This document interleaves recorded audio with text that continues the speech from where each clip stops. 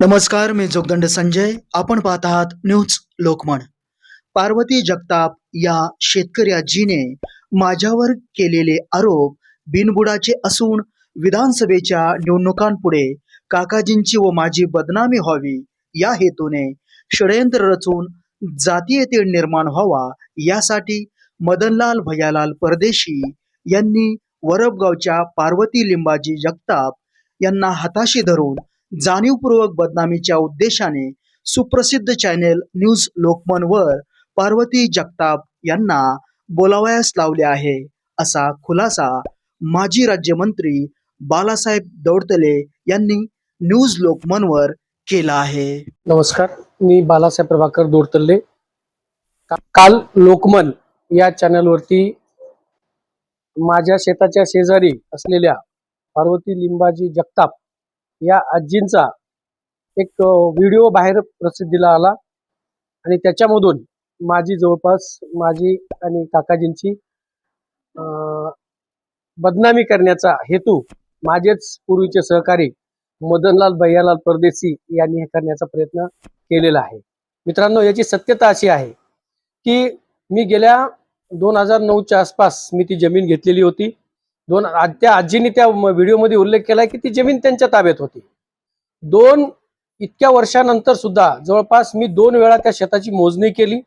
मोजणी केल्यानंतर दोन्ही वेळा मोजणी केली की दुसऱ्या दिवशी रवलेले खुटे किंवा केलेल्या खुणा या आजी आणि त्या पूर्ण मोडून टाकायच्या आणि परत ती जमीन ताब्यात घ्यायच्या.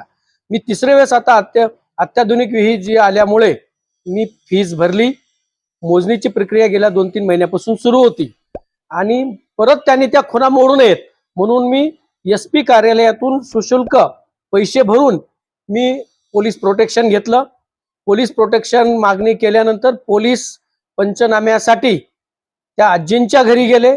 आजींना त्यांनी विचारलं, त्यांच्या मुलांना विचारलं की तुमची काही हरकत आहे का या मोजणीसाठी. त्यांनी सांगितलं आमची कुठलीही हरकत नाही.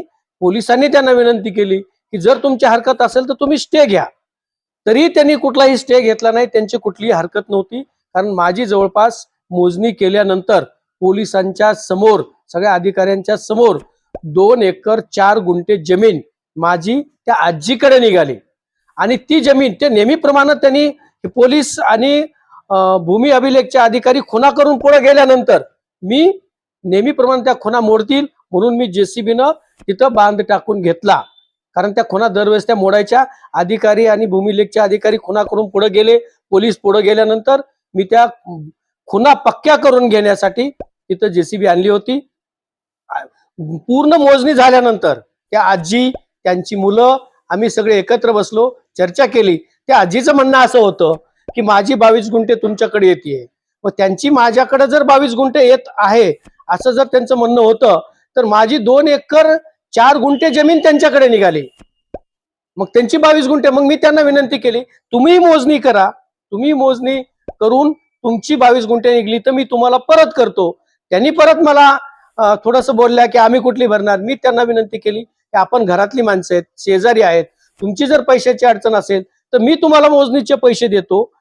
तुम्ही पैसे भरा आणि मोजणी करून घ्या. माझ्याकडे जर तुमची 22 गुंठे जमीन आली तर मी तुम्हाला खुशीने देऊन टाकतो. पण माझी जी गेल्या इतक्या वर्षापासून तुमच्या ताब्यामध्ये जी एवढी मोठी जमीन आहे ती विनाकारण कित्येक वर्षापासून तुमच्याकडे आहे. मी कुठलीही दादागिरी, कुठलीही तक्रार, कुठलंही गैरकानूनी काम न करता कायद्यात बसून सगळ्या गोष्टी मी त्या करून घेतलेल्या आहेत. त्या आजींचंही काही म्हणणं नव्हतं, परंतु आमचे मित्र, जुने सहकारी मदनलाल परदेशी यांना ग्रामपंचायतमध्ये जोगाईवाडीकरांनी यांचा जो काही काळाकुट्ट कारभार गेल्या 20 वर्षाचा ग्रामपंचायतचं बघून त्यांना ग्रामपंचायतमधून लोकांनी मतदानातून हाकलून दिलं. त्यांची हद्दपारी केली. ती त्यांना काही राहवत नाही. 8 दिवसाला 15 दिवसाला ते काही ना काहीतरी कुरापती काढत असतात. त्यांना कुठून तरी या घटनेचा वास आला आणि ते त्या ठिकाणी वरपगाव मध्ये पोहोचले. त्या मावशीला ते झोपेतून उठू सुद्धा देत नाहीत, तर ते त्यांच्या घरी जाऊन बसतात आणि मग त्यांच्याकडून त्यांनी ते वधवून घेतलं. त्यांना अगोदर सांगितलं की तुम्ही असं बोला, तसं बोला. आणि खरं तर दुसरं प्रकरण याच्यात असं आलंय, बाईट देण्याचं कारण एकमेव असं आहे, या प्रकरणामध्ये काकाजींचं नाव विनाकारण वळवण्यात आलं. काकाजींना तर ही घटनाच माहित नव्हती. त्यांना असं सांगितलं की काकाजींच्या सांगण्यावर पोलीस इथं आले. मी पैसे भरलेत. आज कुठलेही पोलीस अधिकारी किंवा कुठलेही शासकीय कर्मचारी हे आपल्या बोलण्यावर नाही, शासनाच्या नियमानं काम करत असतात. आणि मला ज्या दिवशी लोक या चॅनलवरून ज्यावेळेस ही बातमी बाहेर आली लोकमनवरून, त्यावेळेस काकाजींना कळलं आणि त्यांनी मला फोन केला, अरे हे कधी घटना घडली, नेमकं प्रकरण काय झालंय. मी त्यांना सांगितले 2 महिन्यापासून मी मोजणी प्रकरणात होतो आणि SP कडून फीस भरून मी पोलीस प्रोटेक्शन घेतलंय. त्यांना कसलीच माहिती या घटनेची नव्हती, परंतु त्यांचं नाव राजकारणासाठी आता चाललेल्या निवडणुकांमध्ये बदनामी करण्यासाठी या मदनलाल भैयालाल परदेशी यांनी कुणाची तरी सुपारी घेऊन माझी आणि काकाजींची बदनामी केली आहे. आणि या बदनामी पोटी आज मी स्वतः पोलीस स्टेशनला जाऊन आज या मदनलाल परदेशीवरती माझे एक 100 कोटीची मानहानीचा दावा आणि काकाजींचा एक मानहानीचा 100 कोटीचा दावा मी आज त्याच्यावरती बदनामीचा त्याच्यावरती गुन्हा दाखल केलेला आहे. आणि आज या मदन परदेशीला आमची केलेली बदनामी या पुढं निश्चितच त्याला या पुढे जावं लागणार आहे.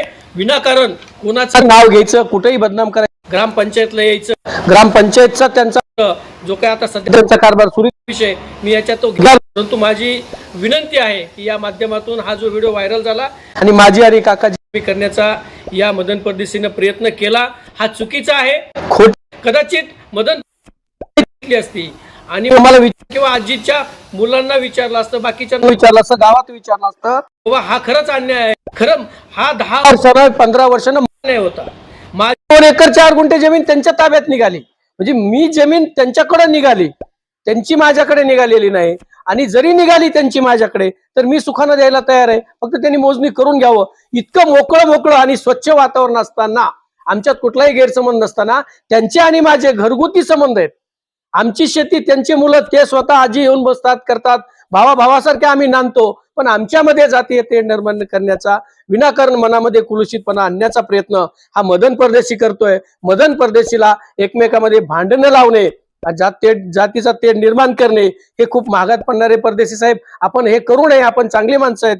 तर माझी विनंती आहे की याच्यामध्ये कुठलाही दुजाभाव किंवा कुठलेही नाही. आमचे आणि जगताप फॅमिलीचे घरगुती संबंध आहेत. आम्ही एकत्र शेजारी म्हणून राहतो, एकमेकाच्या सुखदुःखामध्ये आम्ही सोबत असतो. अशा या परिवारामध्ये हा मदन परदेशी रोज उठून त्या वरबगावला सकाळी जातो, त्यांना झोपेतून उठायच्या आधी जाऊन तो उठवतो आणि काहीतरी काड्या करण्याचा प्रयत्न करतोय. माझी बांधवांनी असे कुठलाही प्रकार झालेला नाही. धन्यवाद. थँक्यू.